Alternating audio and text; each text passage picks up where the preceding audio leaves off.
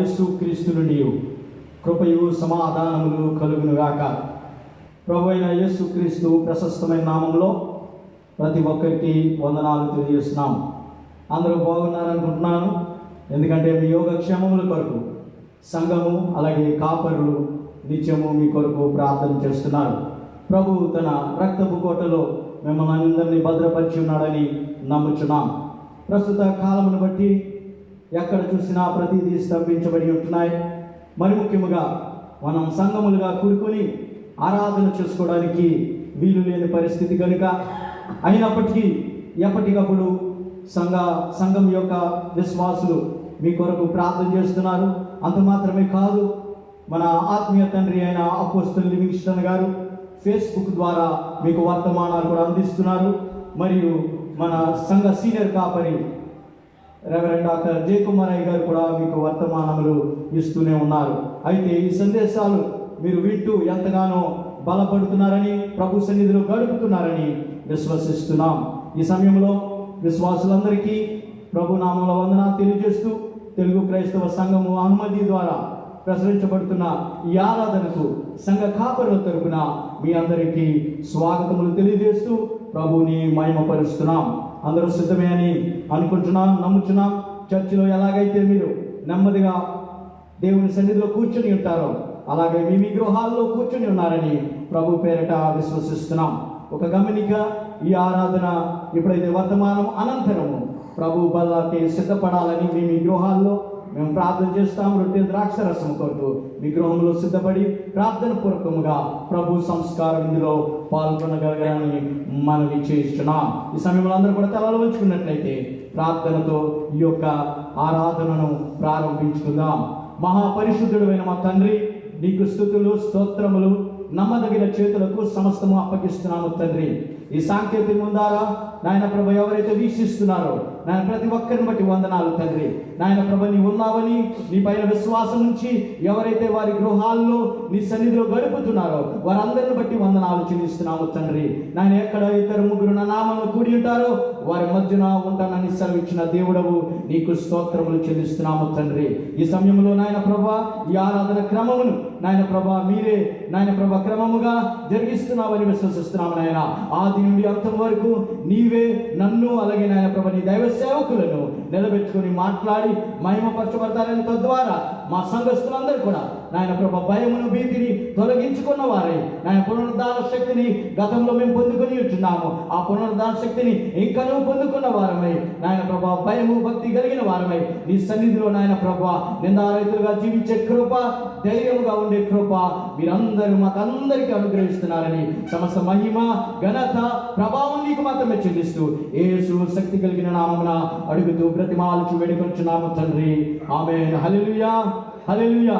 ఈ సమయంలో మనమందరం కూడా మన పాటల పుస్తకము నుండి 322వ పాట యెహోవా నాకు వెలుగాయే అన్న పాట ద్వారా ప్రభుని మహిమపరుద్దాం. 2 చరణాలు పాడుకొని ప్రభుని కనపరుద్దాం.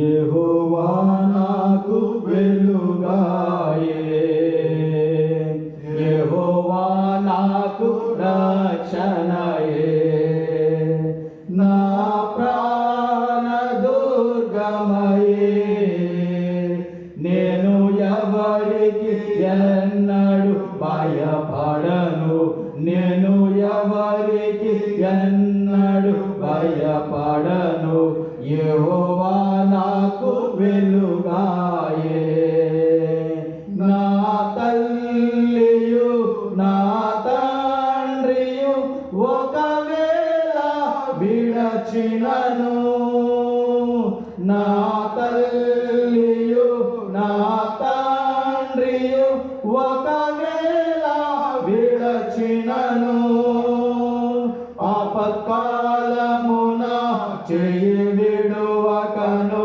యెహోవా నన్ను చెరదీయును, ఆపత్కాలమున చేయి విడువకను, యెహోవా నన్ను చెరదీయును, యెహోవా నాకు వెలుగాయే, యెహోవా నాకు రక్షణయే,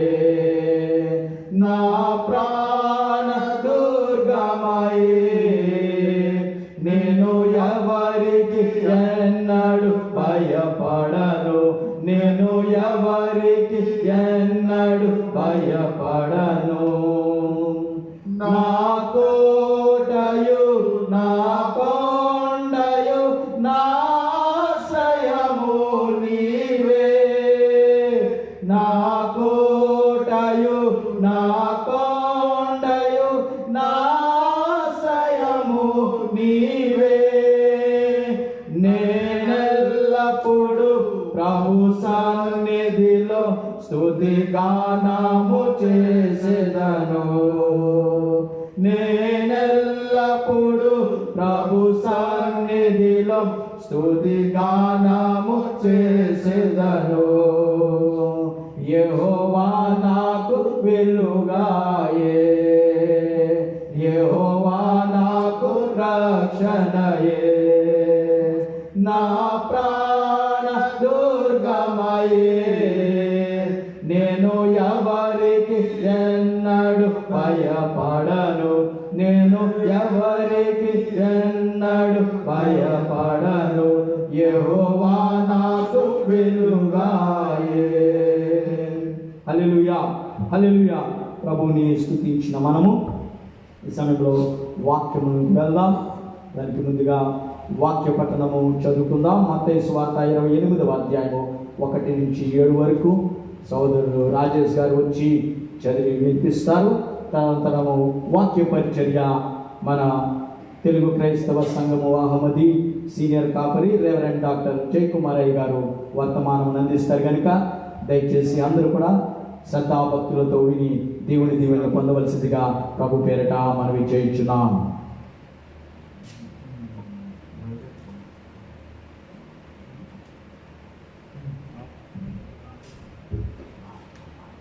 నామానికి మహిమ కలుగును గాక.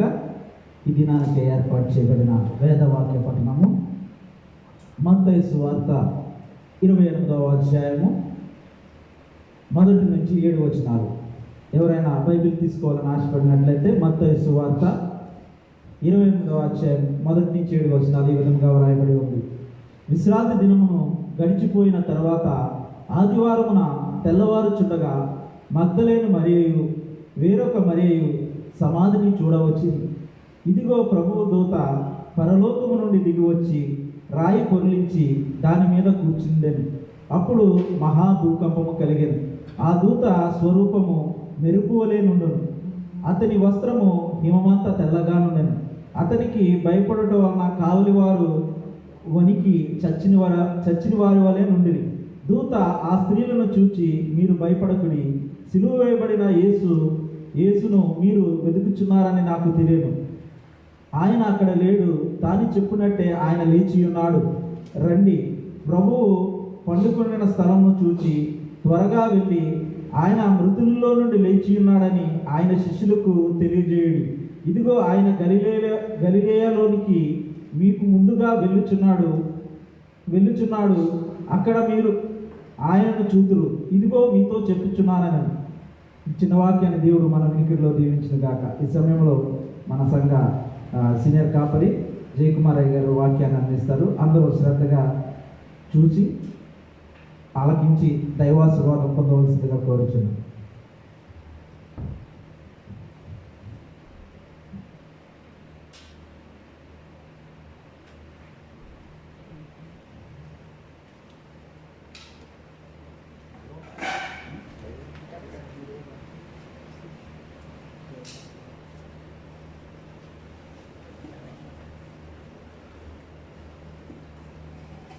ప్రభునందు ప్రియ దేవుని జనాంగమా,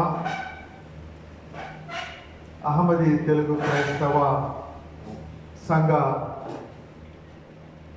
సభ్యులారా, కువైట్లో ఉన్న తెలుగు జనాంగమా, మరొకసారి మీ యొక్క మధ్యకు వచ్చి దేవుని వాక్యాన్ని పంచుకొనుటకు దేవుడు నాకు అనుగ్రహించిన ఈ యొక్క గొప్ప తరుణాన్ని బట్టి ప్రభువుకు కృతజ్ఞతలు చెల్లించుచున్నాను.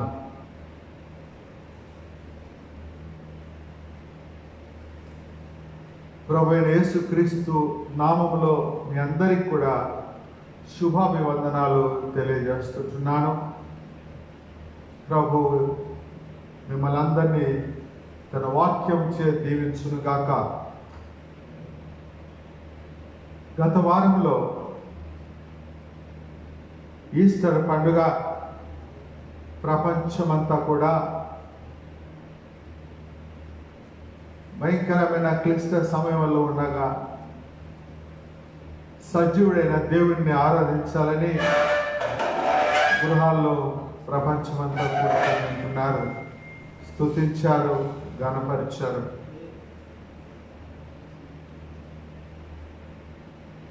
ప్రభునందు ప్రియులారా, అనేక మంది వక్తలు, ప్రవక్తలు, గొప్ప అంతర్జాతీయ దైవ సందేశకులు ఈస్టర్ దినమున గొప్ప సందేశాలను పునరుత్థానమును గురించి, క్రీస్తు పునరుత్థానమును గురించి అనేకమైన గొప్ప మర్మాలు బయలుపరిచి ఉంటున్నారు. ఈ యొక్క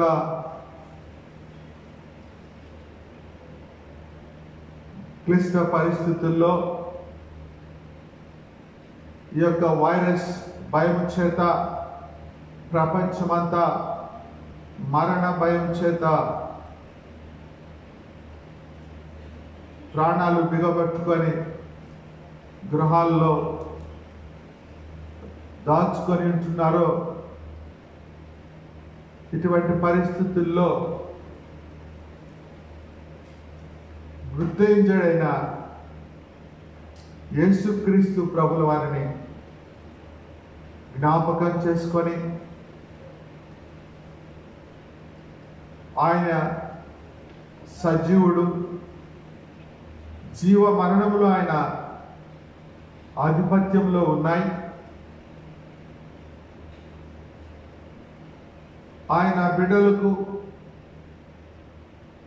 ఏ మరణదూత కూడా హాని చేయదు అనే సత్యాన్ని నేను కూడా ఈ పునరుత్థానం గురించిన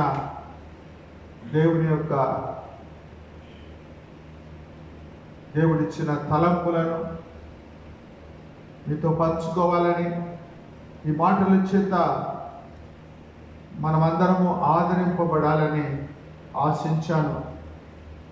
కాబట్టి శ్రద్ధతో, భక్తితో విని ఆశీర్వాదాలు పొందాలని మనవి చేస్తూ ఉంటున్నాను.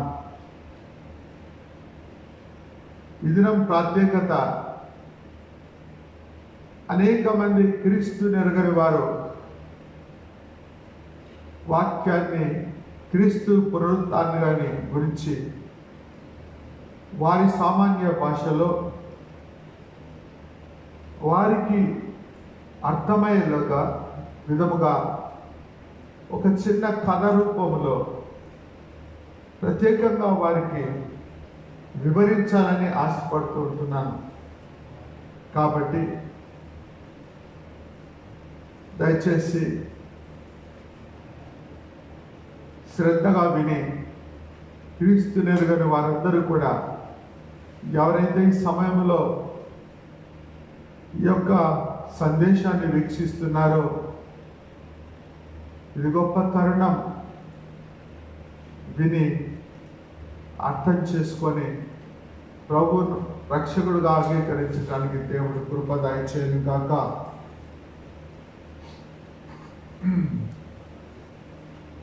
ప్రభునందు ప్రియులారా,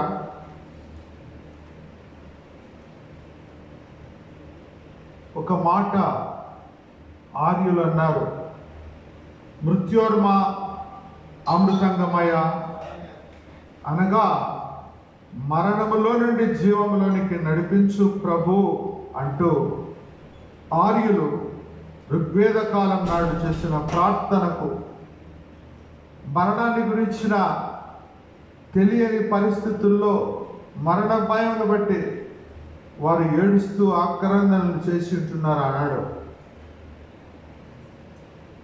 వారికి తెలియని దేవుడికి ప్రార్థించారు.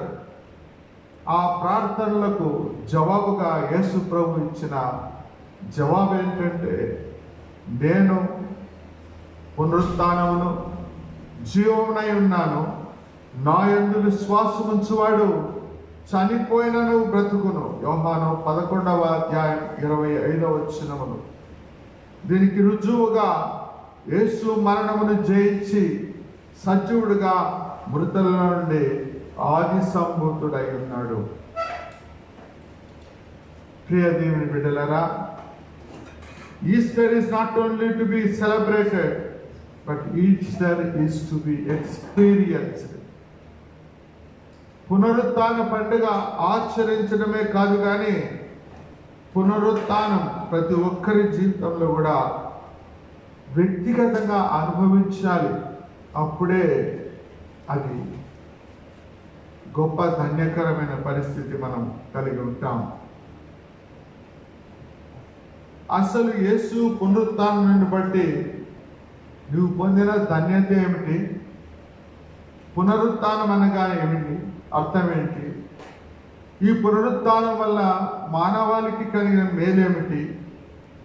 ఈ పునరుత్థానాన్ని మనం ఏ విధంగా అర్థం చేసుకోగలిగాం?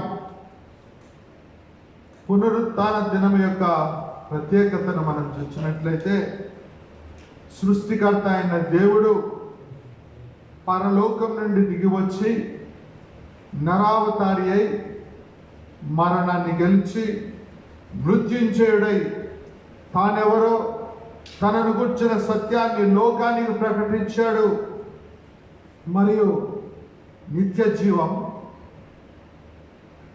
మరి నూతన జీవితాన్ని గురించిన సత్యములను మానవాళికి ప్రకటించి పాప శాపముల చేత నరక పాత్రలమైన మనకు ఒక నూతన నమ్మకాన్ని, నిరీక్షణను అనుగ్రహించి ఉంటున్నాడు. Easter means that God came to earth wants to tell us the truth about himself, about life, and about the eternity of all. This gives us a beautiful hope in this world. ఒక గొప్ప నిరీక్షణ దీనిని బట్టి మనం పొందుకోగలం.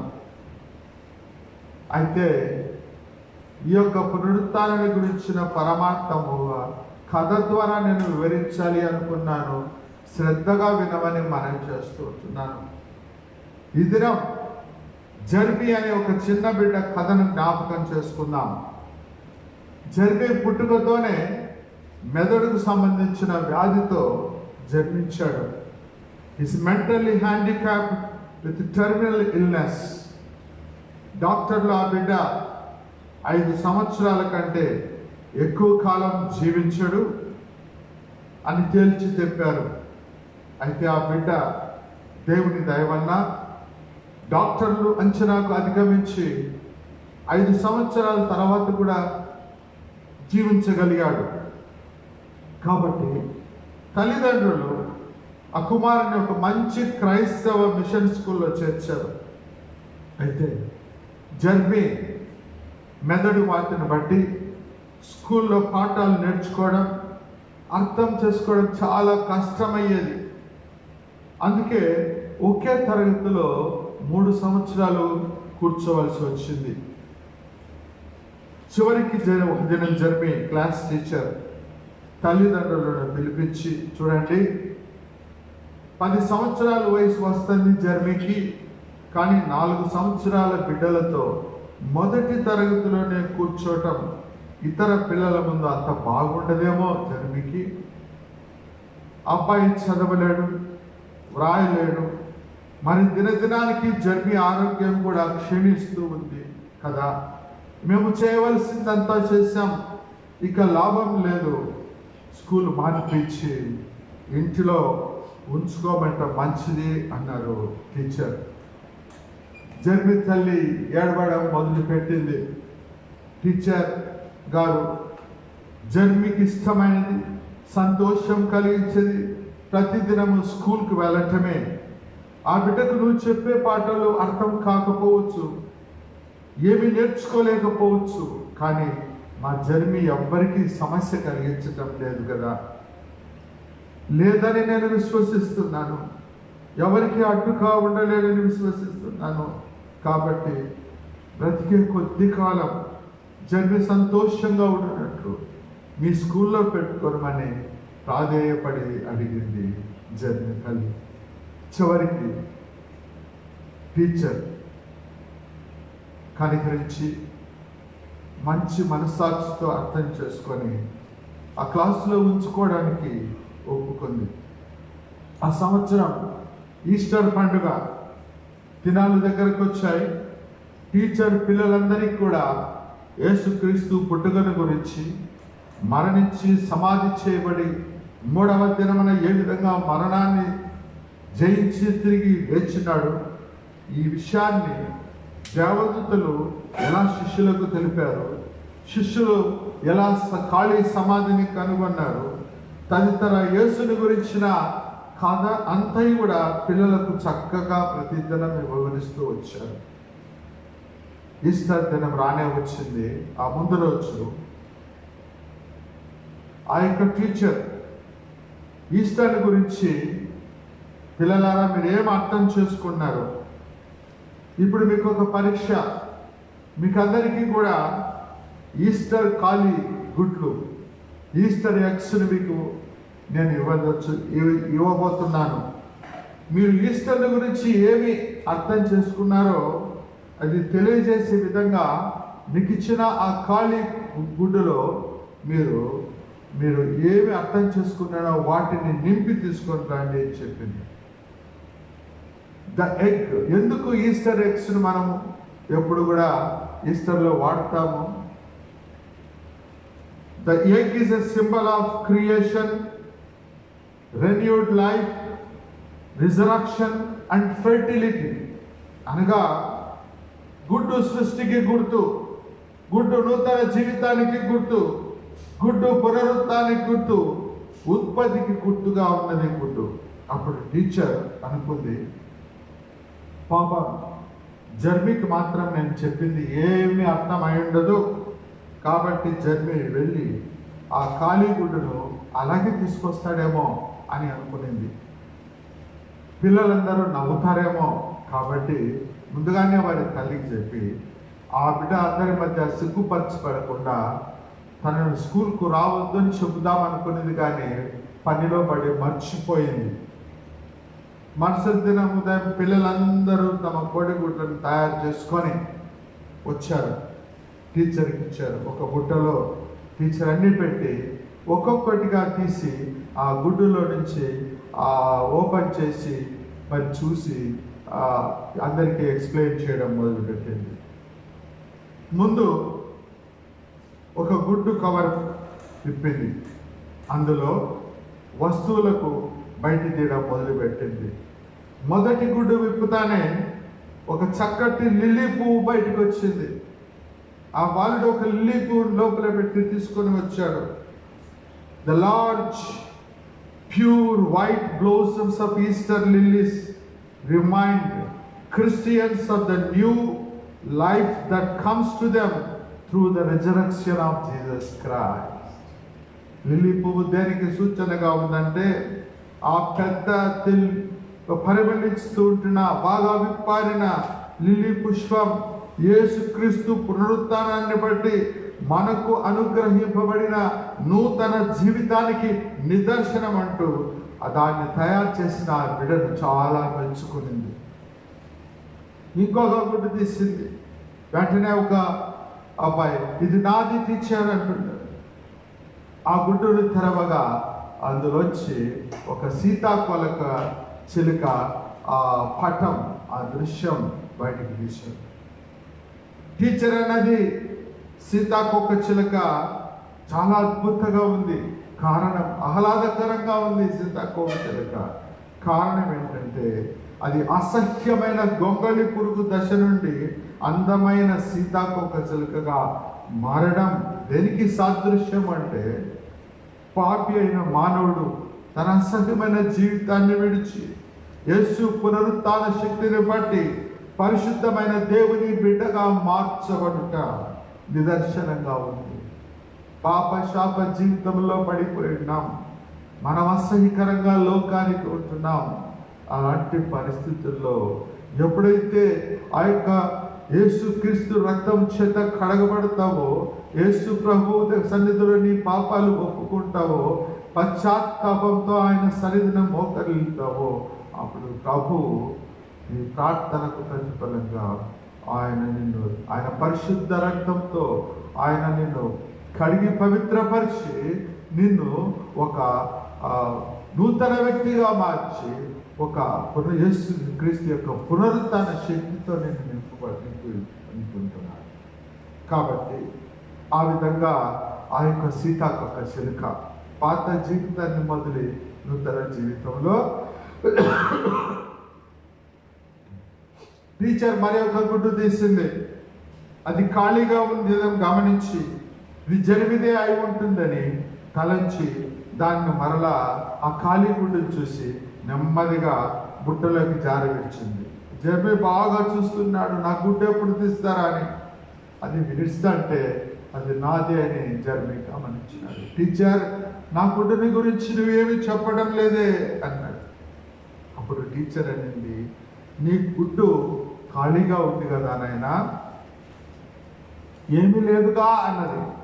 అవును teacher, నా గుడ్డు ఖాళీగా ఉంది, కారణం యేసుక్రీస్తు సమాధి ఖాళీగా ఉండడమే అన్నాడు. దేవునికి స్తోత్రం, హల్లెలూయా, దేవునికి మహిమ కలుగును గాక. గుడ్డు ఖాళీగా ఉండడానికి కారణం యేసుక్రీస్తు సమాధి ఖాళీగా ఉండడమే అన్నాడు జర్మి. వెంటనే టీచర్ ఆశ్చర్యపడింది. అందరికంటే బాగా ఈస్టర్ని గురించి భావం జర్మిగా అర్థం చేసుకున్నాడని ఎంతో మెచ్చుకునింది. పిల్లలందరూ చప్పట్లు కొట్టి జర్మీని అభినందించారు. 3 నెలల తర్వాత జర్మీ అకస్మాత్తుగా మరణించాడు. జర్మీ క్లాస్ విద్యార్థులు జర్మీ భూస్థాపనకు వెళ్ళారు. సమాధి మీద ఒక్కొక్కరు ఒక్కొక్క ఖాళీ కోడిగుడ్డును ఉంచారు.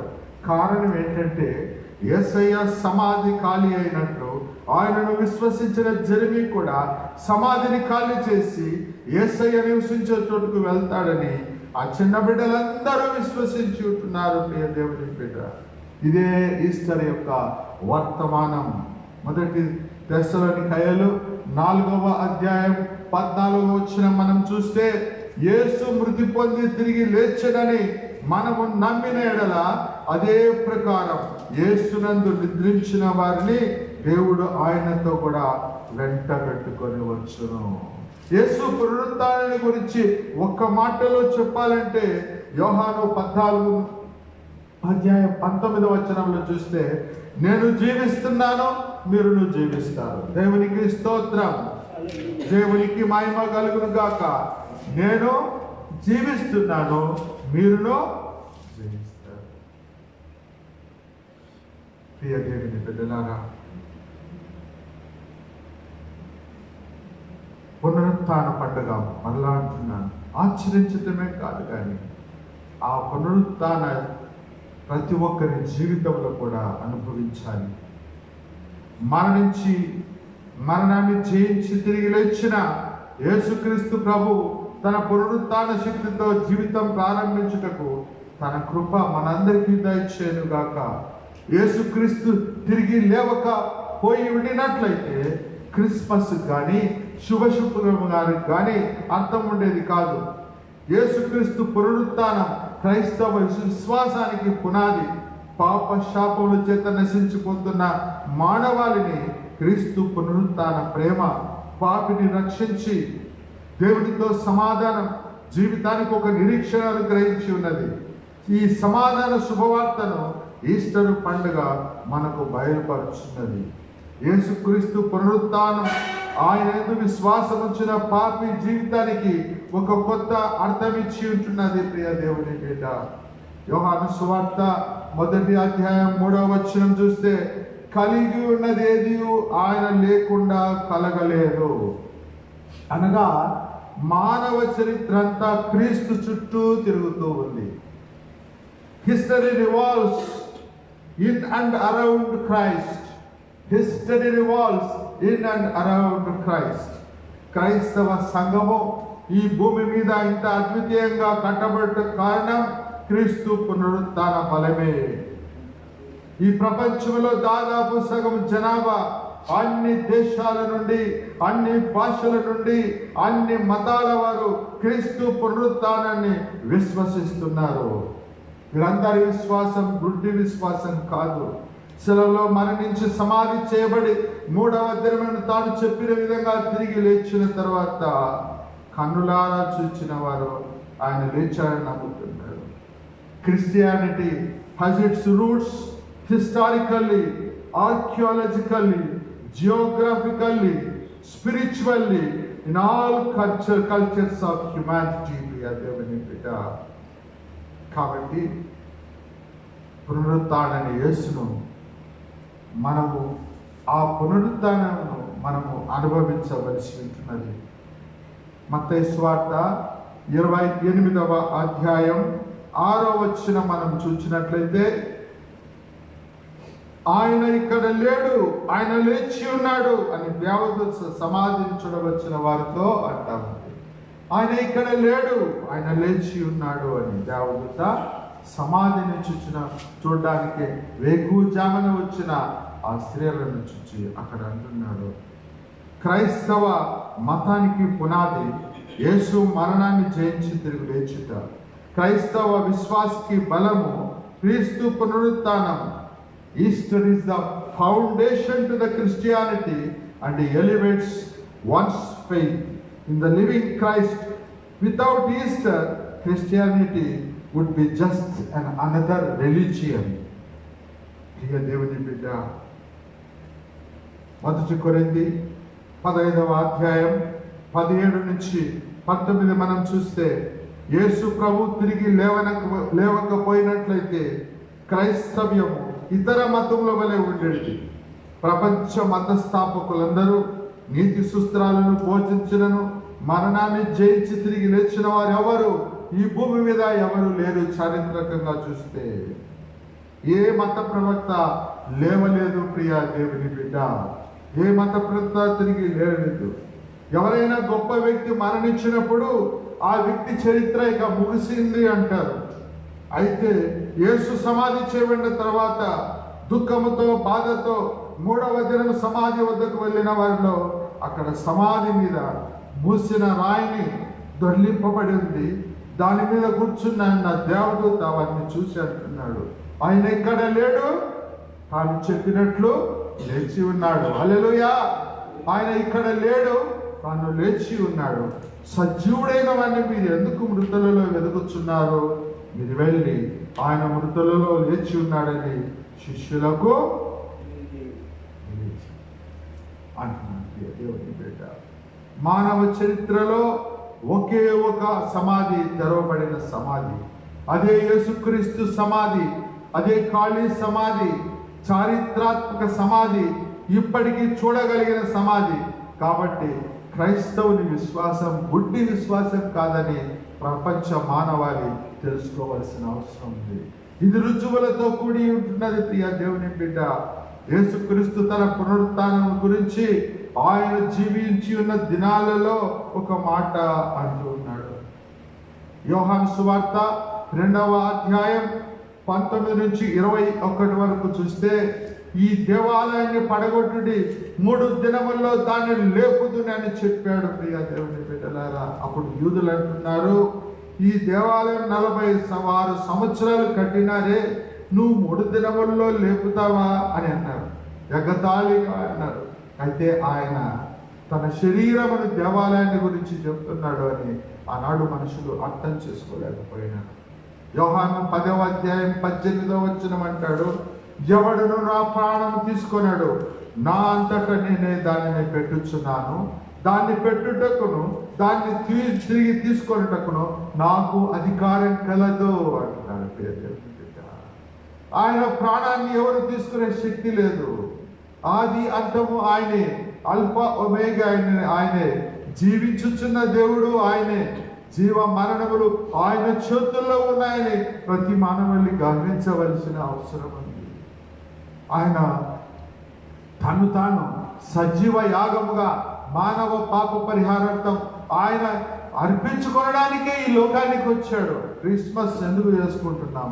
యేసుక్రీస్తు జన్మించినప్పుడు ఆయన మరణించడం కోసమే ఆయన జన్మించాడు.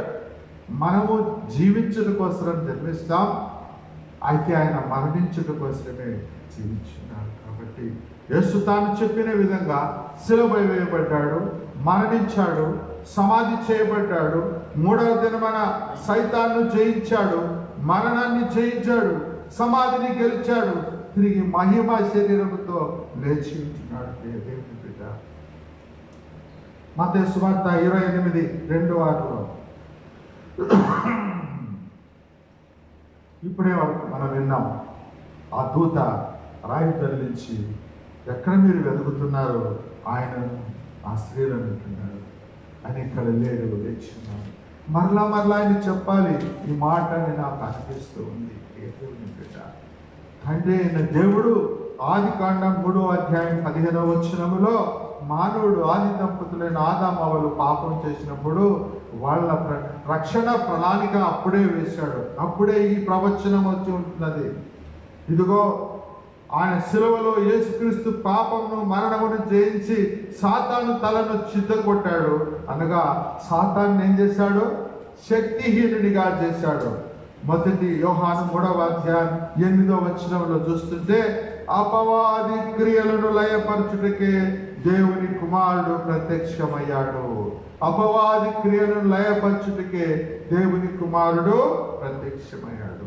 ఎఫెసీ 6:8 చూస్తే, 16 చూస్తే, దుష్టుని అగ్ని బాణములను ఆర్పివేశాడు శిలువపై. యేసుక్రీస్తు సాతానును శాశ్వతంగా చంపలేదు, కానీ వాని బలమైన పాపపు ముళ్ళును, మరణపు ముళ్ళును విడిచేశాడు. ఆ ముళ్ళు తన శరీరములో భరించాడు యేసయ్య. శిలువపై ఆ సైతాను ముళ్ళును తన శరీరంలో భరించాడు. వాణ్ణి శక్తిహీనుడిగా చేశాడు. ప్రియ దేవుని బిడ్డ, సాతానుడు ఇప్పుడు నిరాధారుడిగా చేశాడు. కాబట్టి యాకోబు 4:7 చెప్పబడిన రీతిగా అపవాదిని ఎదిరించుడి, వాడు మీ వద్ద నుండి పారిపోవును. ఈ దినము మరణ భయం చేత బ్రతుకుచున్న భూజనాంగమా, మానవాళికి ప్రభు ఈ మాట చెప్తూ ఉంటున్నాడు. ఎవరైతే యేసు యొక్క బిడ్డలుగా ముద్రింపబడినారో, యేసు ప్రభువును రక్షకుడుగా అంగీకరించినారో, ఆయన కాపుదల కింద, భద్రత కింద ఉన్నారో, వారికి ఈ మరణ భయం ఉండదు. ఈ కరోనా అనే మరణ దూత లోకమంతా సంచారం చేస్తూ ఉన్నప్పటికి కూడా యేసు రక్తము చేత నువ్వు నేను కప్పబడ్డాను. మనము మరణానికి భయపడాల్సిన అవసరం లేదు. ఆ పాపపు ముళ్ళును, ఆ సైతాను ముళ్ళును, ఆ అపవాది ముళ్ళును విడిచేశాడని అంటున్నాడు. పాపపు ముళ్ళు విరవబడ్డం అంటే ఏంటి అనేది ఒక చిన్న సాదృశ్యం చెప్తున్నాను. ఒక గదిలో ఒక బిడ్డ ఉంది. అంతలో ఒక కందిరిగా వచ్చింది. తెలుసు మీకు, కందిరిగా చాలా భయంకరంగా కుడుతుంది దాని యొక్క ముళ్ళుతో. ఆమె పాప చుట్టూ తిరుగుతుంది. అమ్మా అమ్మా అంటూ ఆ యొక్క కుమార్తె ఏడుస్తుంది. అమ్మా, ఈ యొక్క కందిరిగా వచ్చి నన్ను కుట్టబోతుంది అమ్మా, నాకు నొప్పేస్తుంది అమ్మా, అమ్మా రామ్మ అని ఏడుస్తుంది. ఆ వెంటనే తల్లి అంటుంది, అమ్మా అది ఎప్పుడో నా దగ్గరికి వచ్చింది, నన్ను కుట్టింది, దాని ముళ్ళు నా శరీరంలో ఎప్పుడో విరిగిపోయింది. నువ్వేం భయపడాల్సిన అవసరం లేదు, అది ఇప్పుడు నేనేమి చేయదు. దాన్ని ఎదిరించుటకు అది పారిపోతుంది, దాన్ని ఎదిరించు, పారిపోతుంది అంటున్నాడు. యేసు పలికాడు. ప్రియ దేవుని బిడ్డ, యోహాను 11:25-26 పునరుత్థానమును జీవం నేనే, నా యందు విశ్వాసం ఉంచువాడు చనిపోను బ్రతుకును, బ్రతికి నా యందు విశ్వాసం ఉంచువాడు ఎన్నటికీ చనిపోడు. ఇహలోక మరణం కాదు. మరణించినా నువ్వు బ్రతుకుతావు. ఎవరైతే యేసుక్రీస్తును రక్షకుడుగా అంగీకరిస్తారో, ఈ లోకములో ఉండేది కొద్ది కాలమే. అధిక బలం ఉంటే 80 సంవత్సరాలు, వాటి వైభవం, ఆయాసమే, దుఃఖమే, అవి త్వరగా గతించును, మమ్మల్ని ఎగిరిపోదు అంటున్నాం. ఈ లోకంలో మన జీవితం ఒక నిట్టూర్పు లాంటిది అంటాడు, ఒక 4 వేల పొడవే అంటున్నాడు, అది నీడ లాంటిది అంటున్నాడు. ఈ మరణాన్ని గురించి మనము భయపడాల్సిన అవసరమే లేదు. ఒకవేళ మరణం అంటూ సంభవిస్తే మనము యేసుక్రీస్తు ఏ విధంగా మరణం జయించి సమాధి నుంచి తిరిగి లేచి మట్టి శరీరం మహిమ శరీరముగా మార్చబడి ఎలా పోయినాడో పరలోకానికి మనము కూడా ఆ మహిమ శరీరముతో కనురెప్ప పాటలో ప్రభు సన్నిధిలో ఆ పరలోకంలో ఆయన ఒడిలో ఆనందించు వారమై ఉంటున్నాం.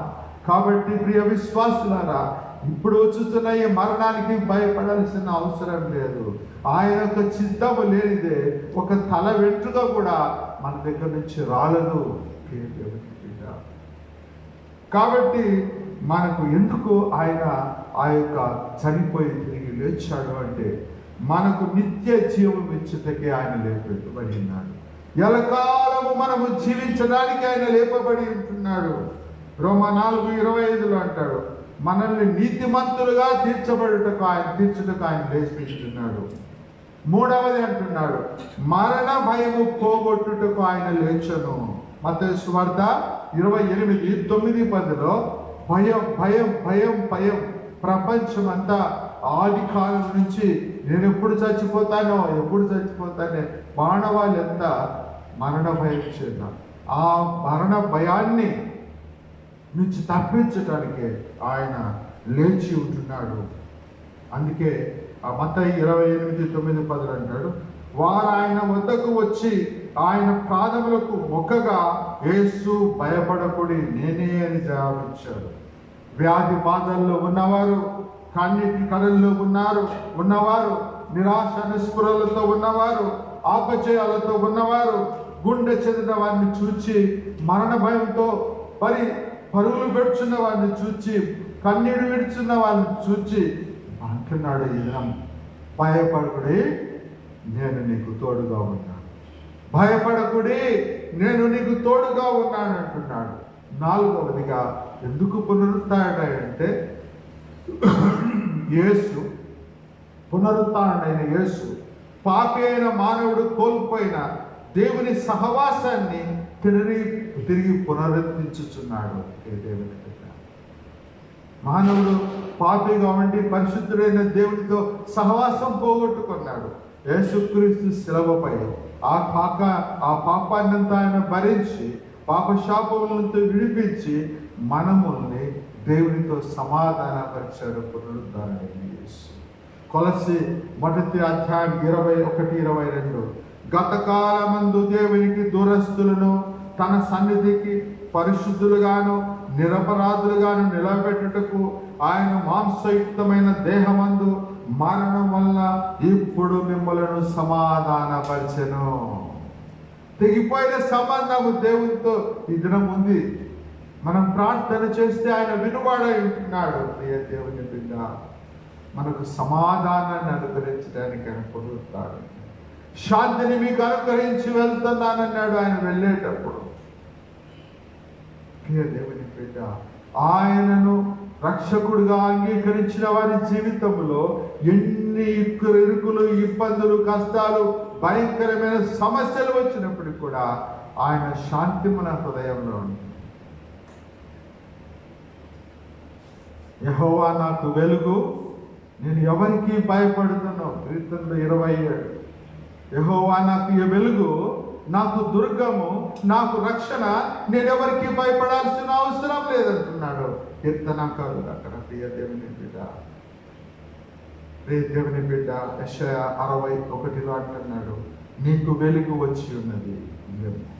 మృత్యుంజయ తిరిగి లేచిన ప్రభువును చూచుటకు స్త్రీలు పరిగెత్తారు, పేతురు యోహానులు పరిగెత్తారు, సమాధిలో ప్రవేశించారు, కన్న వాటిని విన్న వాటిని ప్రచురపరచుటకు పరిగెత్తారు.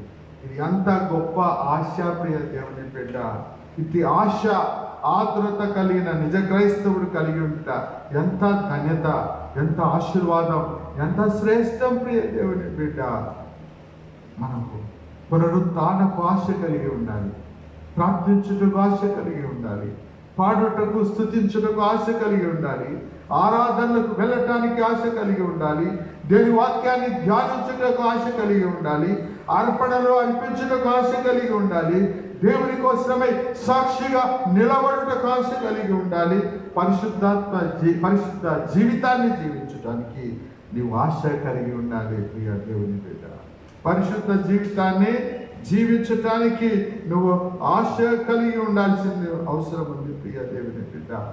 లాజరు చనిపోయి తిరిగి లేచినప్పుడు ప్రేత వస్త్రాలతో, అంటే ఆ చనిపోయిన శవాన్ని పుట్టిన కట్టబడిన వస్త్రాలతో బయటకు వచ్చాడు. ఎందుకనగా లాజరు మరలా మరణించవలసి ఉన్నది. యేసుక్రీస్తు ప్రభుల వారు ఆ ప్రేత వస్త్రాలు, చుట్టబడిన వస్త్రాలు సమాధిలోనే విడిచి బయటకు వచ్చి ఉంటున్నాడు. కారణం, ఇక ప్రభువుకు మరణం లేదు. హల్లెలూయా.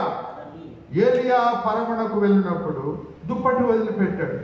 యేసు ప్రేత వస్త్రమును వదిలి పరలోకానికి వెళ్ళారు. సోదరులారా, పరలోకానికి వెళ్ళాలంటే మలినమైన వస్త్రాలతో వెళ్ళలేవు. మురికి గుడ్డ వంటి పాపము స్థితి విడవలేదు.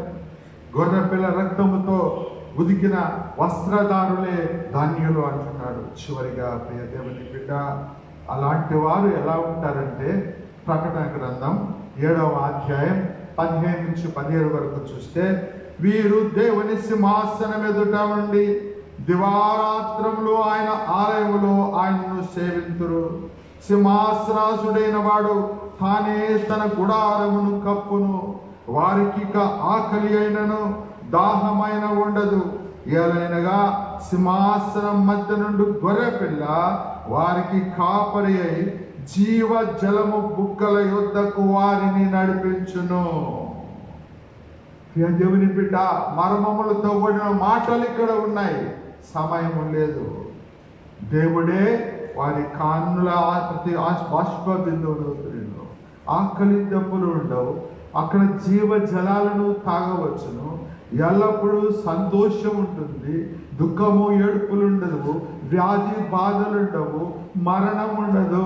ఎల్లప్పుడూ నిత్యము ప్రభు సన్నిధిలో స్తుతి ఆరాధనలతో ఆ పరలోక మహిమలో నీవు ఎల్లకాలం జీవించబోతున్నావు. కొద్ది కాలం జీవించున్న ఈ లోకములో నీవు ఎలా ఉండాలి అంటే, ఆ యొక్క శాశ్వత కాలము నువ్వు పోయి అక్కడ ఏ విధంగా నువ్వు ఆ పరలోకంలో జీవిస్తున్నావో ఆ జీవితం కోసము ఇహలోకములో నీవు సిద్ధపడవలసి ఉంటుంది. క్షణికమైన సుఖాలకు, భోగాలకు ఆశపడి జీవితాన్ని నాశనం చేసుకొని ప్రభువు సన్నిధిని పోగొట్టుకొని నరకాగ్నిలోకి వెళ్ళడము దేవుని చిత్తం కాదు. కారణం ఏంటంటే, ఆయన ప్రతి మానవుని తన స్వహస్తములతో తన రూపమును సృష్టించాడు, తన జీవాన్ని పోశాడు. అయితే తన ఇష్టానుసారంగా మనిషి జీవించడం మొదలుపెట్టాడు. దేవునికి ఇష్టమైన రీతిలో జీవించలేకపోయినాడు. ఈనాడు మానవాళ్ళు ఎంత, భూమి అంతా భయంకరమైన పాప శాపములో పడిపోయింది. అందుకే దేవుని హృదయం ఎందుకో నొచ్చుకొని ఉన్నది, గాయపడి ఉన్నది. ఒక క్షణము కూడా ఆయన సన్నిధికి వెళ్ళడానికి ఎవరు ఇష్టపడ్డారు? దేవాలయాలు ప్రపంచమంతా మూయబడినాయి. కప్పులు ఎక్కువైపోయి ఉంటున్నాయి. దేవుని సన్నిధి విడిచిపెట్టాడు. దేవుని ఎరగని జనాంగం అయిపోయి ఉంటున్నారు. పాప శాపంలో పట్టబడినాడు. శరీర ఆశలతో నింపబడి ఉన్నారు. ప్రియ దేవుని బిడ్డ, ప్రభువు మానవుని సృష్టించినందుకు హృదయంలో నొచ్చుకున్నాడేమో. ఇదను స్వయంకృత అపరాధంగా ఈ వైరస్ను మనం సృష్టించుకున్నాం. దాన్ని ఒకే ఒక వ్యక్తి దాని నుంచి మనల్ని రక్షించగలడు, కాపాడగలడు. ఆయన మరణాన్ని జయించాడు, శాతాన్ని జయించాడు, లోకాన్ని జయించాడు, సజీవుడై పరిగెత్తాడు. నేనే పునరుత్థానము జీవమునై ఉన్నాను. నా ద్వారా తప్ప మీరు ఎవ్వరు మరి పరలోకానికి రాలేదన్నారు. ప్రియ దేవుని బిడ్డ, ఈ అమూల్య సందేశం ఇచ్చున్న నా ప్రియ సహోదర సహోదరి, ఇప్పటికైనా మనము మారు మనసు పొందాలి. ఇప్పుడైనా కానీ మీరు పశ్చాత్తాపంతో కన్నీరు విడుస్తూ మరి ఉపవాసం ఉండి ప్రార్థన చేస్తే నేను వింటాను అన్నాడు. నినివే పట్టణస్థులు పాప శాపంలో పట్టి ఉన్నప్పుడు వాళ్ళు దేవుని యొక్క ప్రవక్త మాటలు విన్నప్పుడు విధేయుడై, ఎప్పుడైతే వారి పశువులు కూడా వారి ఆహారము నీళ్లు మాని, మనుషులు అందరూ మాని ప్రార్థించినాడో దేవుడు కనికరించాడు. ఈ దినం కూడా దేవుడు దయగలిగిన దేవుడు, కనికరము కలిగిన దేవుడు. ఆయన కోపము నిమిషమాత్రం ఉండడం, ఆయన ప్రేమ, ఆయన దయ ఆయుష్కాలం అంతా ఉండడం. కాబట్టి ప్రియ దేవుని బిడ్డ, ప్రభు వైపు తిరుగు. దైవ జనాంగమా, అందరూ ప్రార్థిస్తున్నారు. ప్రభు త్వరలో మన ప్రార్థనలు వినబోతున్నాడు. సజీవుడైన దేవుణ్ణి మనము ఆయన సన్నిధిలో మనం ప్రార్థన చేద్దాం, ఆయన దగ్గరికి వెళ్దాం. దేవుడు మిమ్మల్ని దీవించును గాక. ఇలాంటి శాంతి సంతోషాలతో కూడా నిత్య జీవం మీకు కావాలన్నా ఈ క్షణమే ప్రభు పాద సన్నిధిని చేరు. ఆయన రక్షకుడుగా అంగీకరించు. నీ జీవితాన్ని దీవిస్తాడు. నీలో ఉన్నవాడు లోకంలో ఉన్నవాడి కంటే అధికుడు. హల్లెలూయా, ఆమేన్. హల్లెలూయా, ఆమేన్. దేవుడు మిమ్మల్ని దీవించును గాక. ఈ వాక్యముల మీరు ఆదరణ పొందాలని, మరి నిరాశలో నిస్పృహలో మీరు ఉన్నవారు మీరందరూ కూడా ఒక రకమైన నిరీక్షణతో, ఉజ్జీవంతో, ఉత్సాహంతో మరలా ప్రభు సన్నిధిలో సిద్ధించాలని ప్రార్థిస్తున్నాను. దేవుడు మిమ్మల్ని దీవించును గాక. దేవుడి చిత్తమైతే మరి ఒక వారం కలుసుకుందాం. దేవుడి యొక్క వాక్యాన్ని దీవించును గాక. మీకు ఆదరణను అనుగ్రహించును గాక.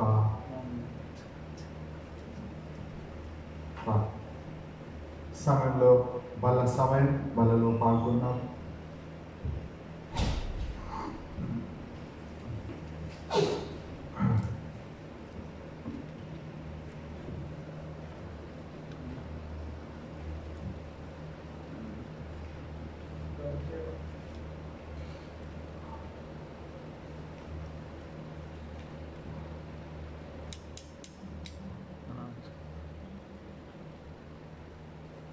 ప్రభు అయిన యేసు క్రీస్తు వారి ప్రశస్తమైన నామంలో వీక్షిస్తున్న, ఫేస్బుక్ లైవ్ వీక్షిస్తున్న ప్రతి ఒక్కరికి మరొకసారి హృదయపూర్వక వందనాలు తెలియజేస్తున్నాం.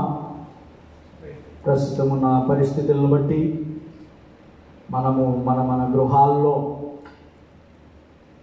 ప్రభు సన్నిధిని అనుభవిస్తున్నాం. ఇప్పటి వరకు దైవ సందేశము ద్వారా నీవు నేను కూడా ఎంతగానో బలపడి ఉంటున్నాం. ఈ సమయంలో ప్రభు బలకు మిమ్మల్ని అందరినీ ఆహ్వానిస్తున్నాను. ప్రతి ఒక్కరూ సిద్ధపడి ఉన్నారని ప్రభు పేరట నమ్ముచున్నాం. వాక్యము ఈ విధముగా సెలవిస్తున్నది. యోహాను సువార్త 6వ అధ్యాయము 54వ వచనం నుండి ఈ విధముగా రాయబడి ఉన్నది.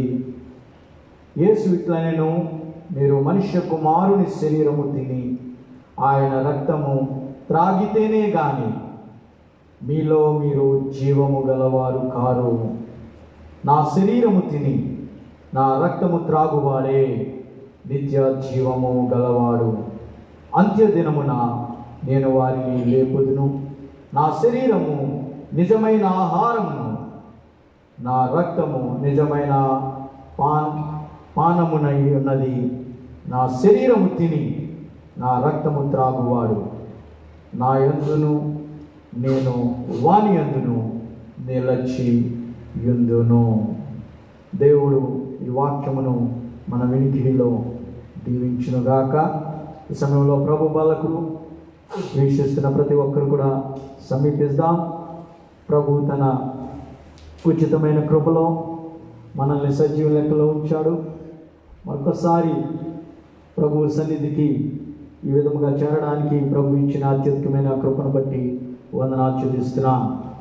ప్రభు బలకు సమీపిస్తున్న నీవు నేను కూడా యోగ్యముగా ఈ ప్రభు బలలో పాల్గొనవలసిన వారమే ఉంటున్నాం. ప్రభు బల్ల ముఖ్యముగా క్రీస్తుతో ఐక్యతను సూచించుచున్నది. క్రొత్త నిబంధన గ్రంథంలో ప్రభు బల్ల ఆచరించిన ప్రతి చోట దేవుని ప్రజలు సమూహం మధ్యనే అది జరిగి ఉంటుందని మనమందరం కూడా చదువుతున్నాం. అయితే ఈ సమయము మనకున్న పరిస్థితులను బట్టి మన గృహాల్లో మనము దీన్ని ఆచరిస్తున్నాం. అయితే ప్రభు బల్ల అంటే ముఖ్యంగా ఆయనను జ్ఞాపకము చేసుకోవటము. ఆయన ఏదైతే నీ కొరకు నా కొరకు చేసి ఉంటున్నాడో ఆ త్యాగమును జ్ఞాపకము చేసుకోవడమై ఉంటున్నది. ప్రభు బల అంటే ఆయనను జ్ఞాపకం చేసుకోవటం ఏమిటి అని అంటే ఆయన మరణము ద్వారా మనకు కలిగిన క్రొత్త నిబంధన సంబంధాన్ని గుర్తు చేసుకుంటున్నాం. అంత మాత్రమే కాదు, ఆయన వచ్చేదాకా మనము ఆయన పైన ఆధారపడి ఉంటామని ఈ సంబంధము మనకి తెలియజేస్తుంది. అందుకని ఈ సమయంలో నీవు నేను కూడా ప్రభు బలను సమీపించుంటున్నాం. యేసుక్రీస్తు శిలువపై మన కొరకు చేసిన త్యాగమును జ్ఞాపకము చేసుకుంటున్నాం. ఆయన చేసిన త్యాగమునకు ఇది జ్ఞాపకార్థముగా ఉండి ఉంటున్నది. ఇది ఒక ఆజ్ఞ అయి ఉంటున్నది. నేను వచ్చి పర్యంతరము దీన్ని చేయమని ఆయనే సెలవిచ్చి ఉంటున్నాడు. దీనిని ప్రభువు తాను అప్పగింపబడిన రాత్రి ముందు శిష్యులతో దీనిని పంచుకొని ఉంటున్నాడు. తర్వాత అపోస్తలులు తన శిష్యులు ఇంటింటా చేరి ఎడతెగక దీనిని చేసినట్లుగా మనం చూస్తున్నాం. ఇక్కడ ఉంచబడిన రొట్టె ఆయన శరీరమునకు గుర్తుగా ఉండి ఉంటున్నది. ఇక్కడ ఉండబడిన ద్రాక్షారసము ఆయన రక్తానికి గుర్తుగా ఉంటున్నది. ఆయన నీ కొరకు నా కొరకు ఆయన శరీరము నలుగొట్టుబెట్టిన విధముగా ఇక్కడ రొట్టె గుర్తుగా ఉండి ఉంటున్నది. నీ కొరకు నా కొరకు కార్చిన రక్తమునకు గుర్తుగా ఇక్కడ ఉంచబడిన ద్రాక్షారసము గుర్తుగా ఉంటున్నది. ఈ సమయంలో అందరం కూడా ప్రార్థనతో ఈ యొక్క బల్లలో పాల్గొందాం. ఎవరు కూడా అయోగ్యముగా ఇందులో ఎంత మాత్రము పాల్గొనకూడదు. ఎవరైతే యేసుక్రీస్తుని సొంత రక్షకునిగా అంగీకరించి ఉంటున్నారో, నీటి బాప్తిస్మము పొంది ఉంటున్నారో వారు మాత్రమే ఈ బల్లలో పాల్గొనడానికి అర్హులు. ఒకవేళ అయోగ్యముగా నీవు నేను కూడా ఈ బల్లలో చేయవేసినట్లయితే మనము తీర్పులోనికి వెళ్ళవలసి ఉంటున్నది. ప్రియ సహోదరులారా, దయచేసి వాక్యాన్ని విందాం. వాక్య ప్రకారముగా మనము ఈ బల్లలో పాల్గొందాం. 1వ కొరింథీ 11వ అధ్యాయము 23 నుంచి 31 వరకు లేఖనములు ఈ విధముగా సెలవిచ్చుచున్నవి. ప్రభువైన యేసు అప్పగింపబడిన రాత్రి ఒక రొట్టెను ఎత్తుకొని కృతజ్ఞతాస్తుతులు చెల్లించి దాన్ని విరచి, ఇది మీ కొరకైన నా శరీరము, నన్ను జ్ఞాపకము చేసుకున్నటకై దీనిని చేయుడని చెప్పాను. ఆ ప్రకారమే భోజనమైన వెమ్మట ఆయన పాత్రను ఎత్తుకొని, ఈ పాత్ర నా రక్తము వలన క్రొత్త నిబంధన, మీరు దీనిలోనిది త్రాగినప్పుడల్లా నన్ను జ్ఞాపకము చేసుకున్నటకై దీనిని చేయుడని చెప్పాను. మీరు ఈ రొట్టెను తిని ఈ పాత్రలోనిది త్రాగునప్పుడల్లా ప్రభు వచ్చే వరకు ఆయన మరణమును ప్రచురించుదురు. కాబట్టి ఎవడు అయోగ్యముగా ప్రభు యొక్క రొట్టెను తినునో లేక ఆయన పాత్రలోనిది త్రాగునో వాడు ప్రభు యొక్క శరీరమును గూర్చియో రక్తమును గూర్చియో అపరాధి అగును. కాబట్టి ప్రతి మనుష్యుడు తన్ను తాను పరీక్షించుకొనవలెను. అలాగూ చేసి ఆ రొట్టెను తిని ఆ పాత్రలోనిది త్రాగవలెను. ప్రభు శరీరమని వివేచింపక తిని త్రాగువాడు తనకు శిక్షా విధి కలుగుటకే తిని త్రాగుచున్నాడు. ఇందువలనే మీలో అనేకులు బలహీనులను రోగులనై ఉన్నారు, చాలా మంది నిద్రించుచున్నారు. అయితే మనలను మనమే విమర్శించుకుని ఎడల తీర్పు పొందక పోదుము. మరలా ఒకసారి, అయితే మనలను మనమే విమర్శించుకొని ఎడల తీర్పు పొందక పోదుము. ఈ సమయంలో తలలు ఉంచుకోనండి. అందరూ కూడా మీ యొక్క బలను సిద్ధపరచుకున్నారని నమ్ముచున్నాం. అందరూ కూడా తలలు వంచుకోనండి. ప్రభు వాక్యమును విన్నాం. అయోగ్యముగా పాల్గొంటే తీర్పులోనికి వెళ్తామని, అలాగే మనం ఈ సమయంలో ప్రభు మరొకసారి మనకి మంచి తరుణమును అనుగ్రహించాడు. మనల్ని మనం పరీక్షించుకుందాం. మనం గతంలో ఏదైనా ఎక్కడైనా సమాధానం లేని పరిస్థితుల్లో ఉంటే, దారి తొలగి ఉంటే మంచి సమయము తలలు ఉంచుకొని మిమ్మల్ని మీరు పరీక్షించుకొని యోగ్యముగా ఈ బలలో పాల్గొందాం. ప్రార్థన చేసుకుందాం. ప్రార్థన అనంతరము మీకు కొద్ది సమయం ఇస్తాం. మేము పల్లవి పాడుతూ ఉంటాం. ఆ సమయంలో మీ యజమానిగా ఎవరైతే ఉన్నారో గృహంలో వారి ద్వారా మీరు బలను తీసుకోవలసిందిగా ఈ సాంకేతికం ద్వారా మీకు తెలియజేస్తున్నాం. ప్రార్థన చేసుకుందాం. మహాపరిశుద్ధుడమైన మా తండ్రి, నీకు స్తుతులు స్తోత్రములు తండ్రి. మరొకసారి నీ మరణమును జ్ఞాపకము చేసుకోవడానికి కృపను దయచేస్తావయ్యా. అది నా కొరకే, మా అందరి కొరకు నాయన ప్రభువా. నీవు రక్తాన్ని చిందించావు, శరీరాన్ని నలుగుగొట్టుకున్నావు తండ్రి. మేము చేసిన పాపములే వీటన్నిటికీ కారణము తండ్రి. యేసయ్య, అయితే నీవు కార్చిన రక్తము ద్వారా నాయన మమ్మల్ని నీతిమంతులుగా చేస్తానన్న దేవుడు అయ్యా, నీకు స్తుతులు చెల్లిస్తున్నాం నాయన. నాయన ప్రభా, మేము బలలో చేయి వేయుచుండగా నాయన ప్రభా యోగ్యముగా పాల్గొనే కృప నాయన ప్రభా మీరు మాకు అనుగ్రహిస్తున్నందుకు నీకు స్తోత్రములు చెల్లిస్తున్నాము తండ్రి. దీని ద్వారా నాయన ప్రభా మేము నాయన ప్రభా నీ మరణ పునరుద్ధానం ప్రకటిస్తున్నామని నాయన ప్రభా నాయన నీ వాక్యం సెలవిస్తుంది నాయన ప్రభా. దానికి విధేయులై మా జీవితాలు ఉండడానికి కృపను దయచేయండి. తెలుగు క్రైస్తవ సంఘం అహ్మదీలో ఉన్న ప్రతి విశ్వాసులు ఎవరైతే నాయన ప్రభా ఈ సమయంలో దీనికి సిద్ధపడి నాయన మోకరిల్లి నాయన ప్రభా నీ సన్నిధిలో ఉండి ఉంటున్నారు నాయన, ఆ స్థలములలో నాయన ప్రభా నీ ప్రసన్నత ఉంచమని అడుగుతున్నాము తండ్రి. మీరు ఈ సమయంలో నాయన ప్రభా రొట్టెని తాకుతుండగా నాయన ప్రభా యొక్క ద్రాక్ష రక్షమును తాకుతుండగా యేసు నీకు వందనాలు చెల్లిస్తున్నాం నాయన. కృతజ్ఞతలు చెల్లిస్తూ నాయన ప్రభా మేము దాన్ని తీసుకొని చుండగా తండ్రి నాయన ప్రభా నీ పునరుద్ధార శక్తితో నింపమని అడుగుతూ ప్రతిమాలుచు నాయన ప్రభా వేడుకొనిచున్నాను తండ్రి. ఆమేన్. ఈ సమయంలో మీ యొక్క స్థలములలో ఆ యొక్క రొట్టెను తీసుకోవాల్సిందిగా మనం చేస్తున్నాం. మేము పల్లవి పాడుతుండగా ఈ కార్యమును చేయవలసిందిగా ప్రభు పేరిట మనవి చేయించున్నాం. సిల్వలో నాకై కాచె రక్తము, సిల్వలో నాకై కాచె రక్తము, శిలనైన నన్ను మార్చెను యేసు రక్తము, శిలనైన నన్ను మార్చెను యేసు రక్తము, యేసు రక్తము, ప్రభు యేసు రక్తము, యేసు రక్తము, ప్రభు యేసు రక్తము, అమూల్యమైన రక్తము.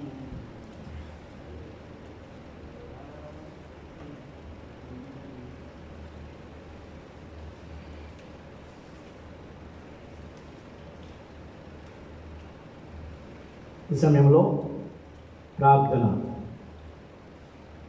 కృప కలిగిన దేవ, ఎంత దయా వాత్సల్యము కలిగిన దేవుడు అయ్యా,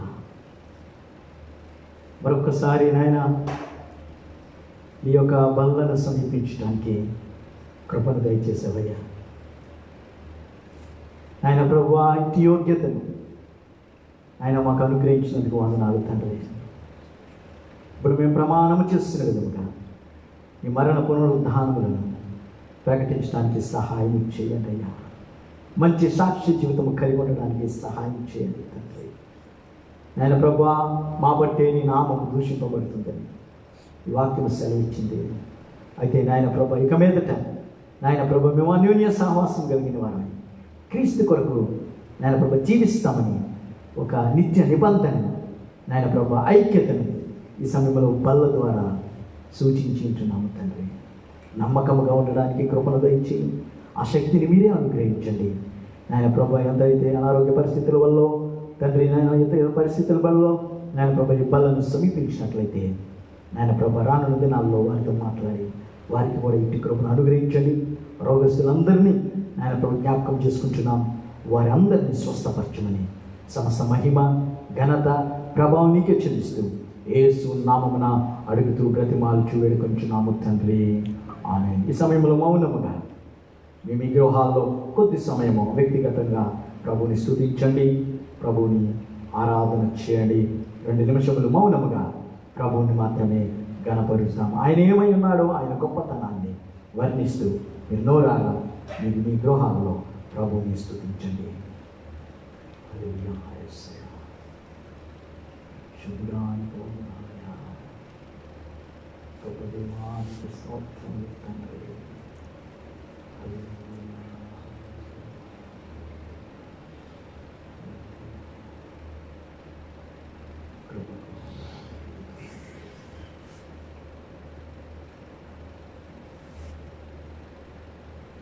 శుద్ధి శుద్ధి పరిశుద్ధుడా బల శౌర్యమంగళ దేవా భూమ్యాకాశముల్ నీ మహిమను నీవే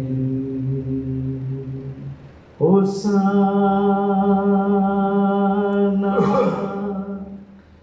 హోసానా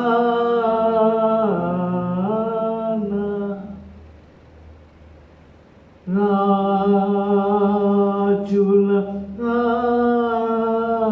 రాజా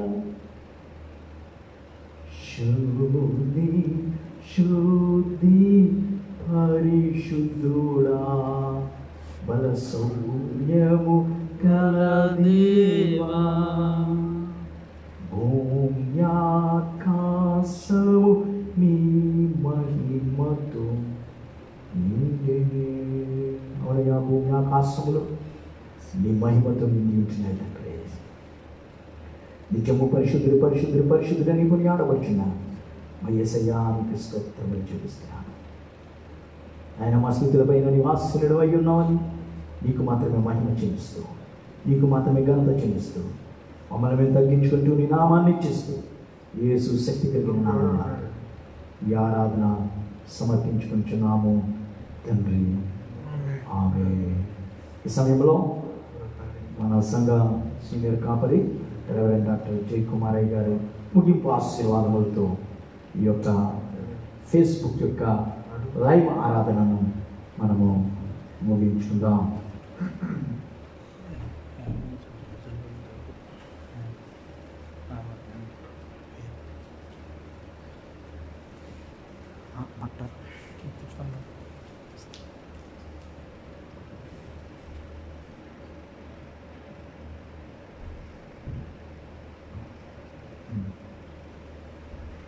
ప్రార్థించుకుందాం.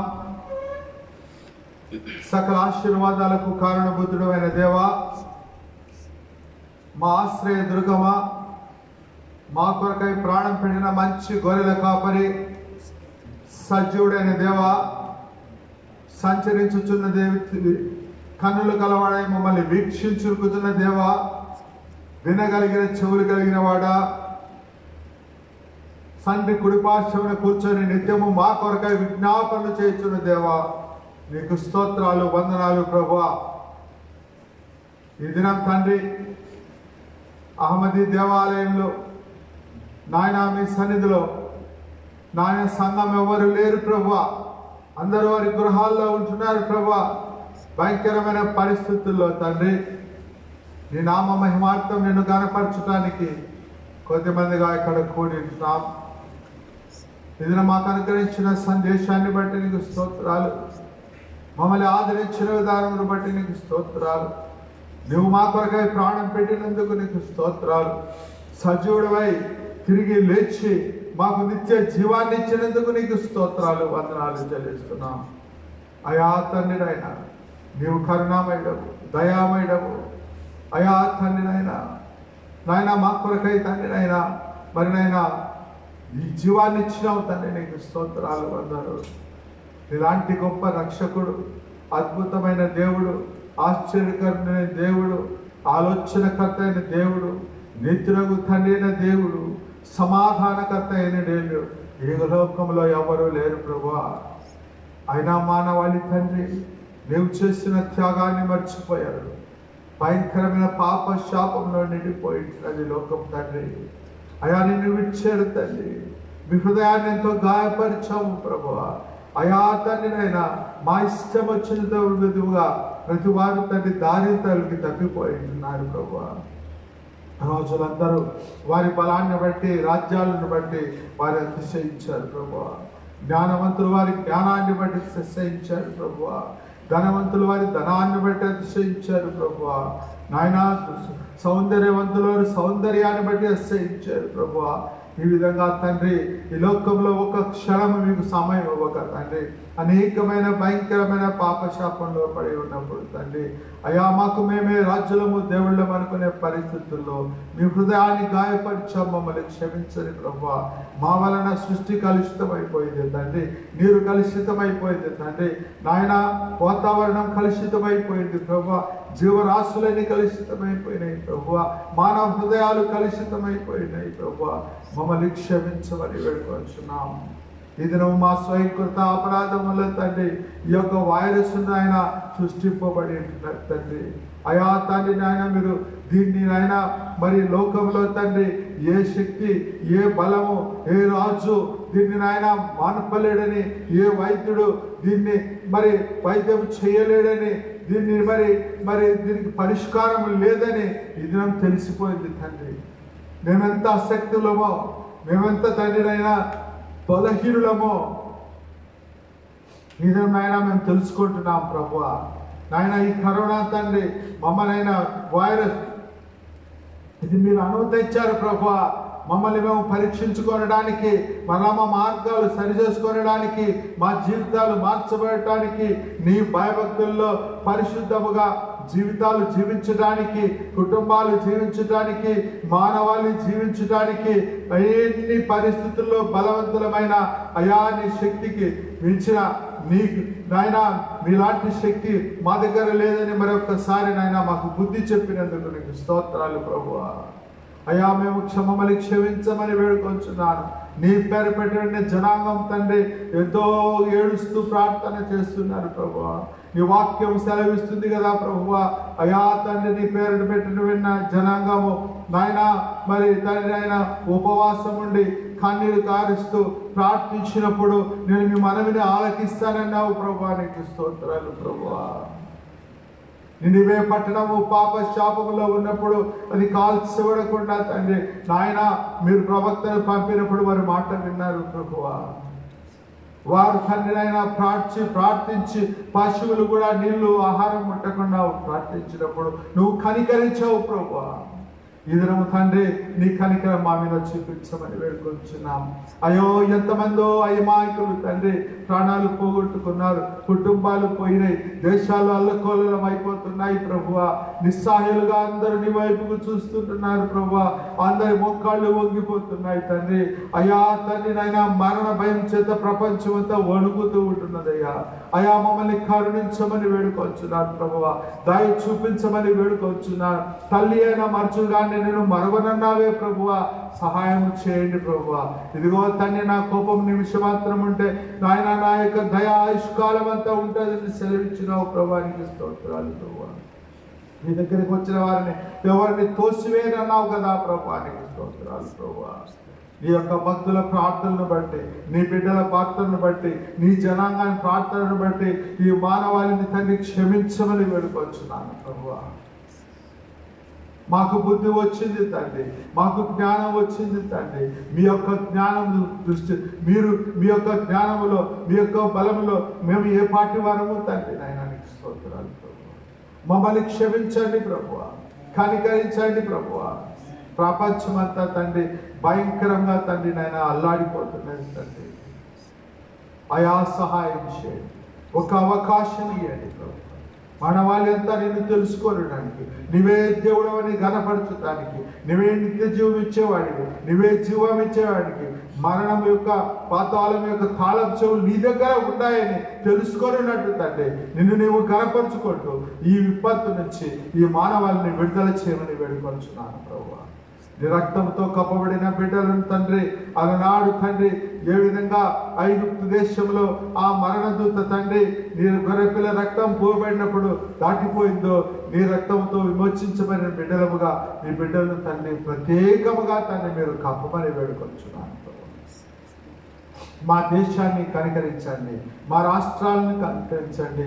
ప్రజలు తండ్రి ఆహారం లేదు తండ్రి నాయన, మరి పనులు లేవు తండ్రి, బీదలు అలమటించిపోతున్నారు తండ్రి, రోగులు భయపడిపోతున్నారు ప్రభువా. అలా అయ్యా ప్రభువా కనికరించమని వేడుకొంచున్నాను ప్రభువా. నినామను కనపరుచుకునే విధంగా ఈ కరోనా మహమ్మారి నుంచి విడుదల చేయమని వేడుకొంచున్నాను నాయన. లక్షలాది నీ బిడ్డలు తండ్రి నీ పేరు పెట్టబడిన జనాంగము నాయన నీ బిడ్డలు తండ్రి ఆయన కువైట్ దేశంలో ఉంటున్నారు ప్రభువా. భయంకరమైన పరిస్థితులు ఉంటున్నాయి తండ్రి. ఉద్యోగాలు లేవు తండ్రి, ఆకలి దప్పులు తండ్రి, ఆందోళనలు తండ్రి, కన్నీటి పర్యంతము తండ్రి. అయినా మరి ఏమి జరుగుతుందో అని తెలియని పరిస్థితుల్లో ఉన్నావు ప్రభువా. నువ్వు మా తోడుగా ఉంటే మాకేది అక్కరలేదు తండ్రి. నువ్వు మాకు ఆశ్రయ దుర్గంగా ఉన్నప్పుడు మేము ఏదికి భయపడాల్సిన అవసరం లేదని కీర్తనలు 27లో చెప్పావు ప్రభువా. కాబట్టి తండ్రి యేసయ్య కనికరించండి, ఈ జనాంగాన్ని బట్టి ఈ దేశాన్ని కనికరించండి ప్రభువా. ఇక్కడ తండ్రి ఈ వ్యాధిని నిర్మూలన చేయమని వేడుకొచ్చున్నాను ప్రభువా. ప్రపంచంలోని బిడ్డలందరినీ తండ్రి నాయన కనికరించమని వేడుకొచ్చున్నాను ప్రభువా. మరలా తండ్రి దేవాలయాలు తెరవబడాలి తండ్రి, నీ సన్నిధిలోకి మేము పరిగెత్తాలి ప్రభువా. అయా ఈ దేవాలయాలు మూయబడినప్పుడు మా కన్నీరు కార్చుపడుతున్నాయి తండ్రి, మా హృదయాలు పగిలిపోతున్నాయి తండ్రి. అయా మేము ఎంతో ఒకనొకప్పుడు గంతులు వేసి మేము ఆరాధించేవారమే, నీ సన్నిధిలో మీ యందు ఆనందించేవారమే. అయినా ఇప్పుడు మా స్థితి బాగలేదు తండ్రి. కనికరించి విడుదలను అనుకరించి నాయన ఈ యొక్క వ్యాధి నుంచి, ఈ ఘోరమైన వైరస్ నుంచి విడుదలను అనుకరించి ఈ దేశాన్ని క్షేమంతోనూ భద్రతను నిలబెట్టండి. మా దేశాన్ని క్షేమంతోనూ భద్రతను నాయన ఆశీర్వదించండి. నీవే నిజమైన దేవుడిని తెలుసుకోవడానికి ఒక సమయం అవకాశం ఇవ్వండి ప్రభువా. ఒక అద్భుతం చేసి నాయన మరలా మేమందరము మా దేవాలయానికి వెళ్ళి ఆరాధించే కృపను దయచేయమని ఇచ్చిన ఈ సమయాన్ని బట్టి నీకు స్తోత్రాలు. విడుచున్న ప్రతి బిడ్డను ఆశీర్వదించమని, ప్రతి బిడ్డ నాయన నీ దగ్గరగా జీవించడానికి ఒక గొప్ప సమయాన్ని ఇచ్చినందుకు నిన్ను మహింపరుస్తూ ఈ కొద్ది విన్నపాలు యేసునామమున ప్రార్థించి వేడుకొంచున్నాను తండ్రి. పరలోకమందున మా తండ్రి, నీ నామము పరిశుద్ధపరచబడును గాక, నీ రాజ్యం వచ్చును గాక, నీ చిత్తం పరలోకమందు నెరవేరినట్టు భూమి యందు నెరవేరును గాక. మా అనుదిన ఆహారము మాకు దయచేయి. మా ఎడల అపరాధం వారిని మేము క్షమించినట్లు మా అపరాధం క్షమించు. మమ్మల్ని శోధనలేక దుష్టుని తప్పించు. రాజ్యము శక్తి మహిమ నిరంతరం నీవై ఉన్నది తండ్రి. ఆమేన్. మన ప్రభువైన యేసుక్రీస్తు కృప, తండ్రి అయిన దేవుని ప్రేమ, పరిశుద్ధాత్మ యొక్క సహవాసము, నడుపుదల, కాపుదల ఎల్లప్పుడూ మాకు తోడుగా ఉండి నడిపించును గాక. ఆమేన్. ఆశీర్వాదం మా మీద వర్షింపజేయుమిషా, ఆశతో నమ్మియున్నాము నీ సత్య వాగ్దానము. ఈ మహిమగా కుమారించుము దేవా, క్రమర ప్రేమ వర్షము కుమారించుము దేవా. ఆమేన్. అందరికీ వందనాలు.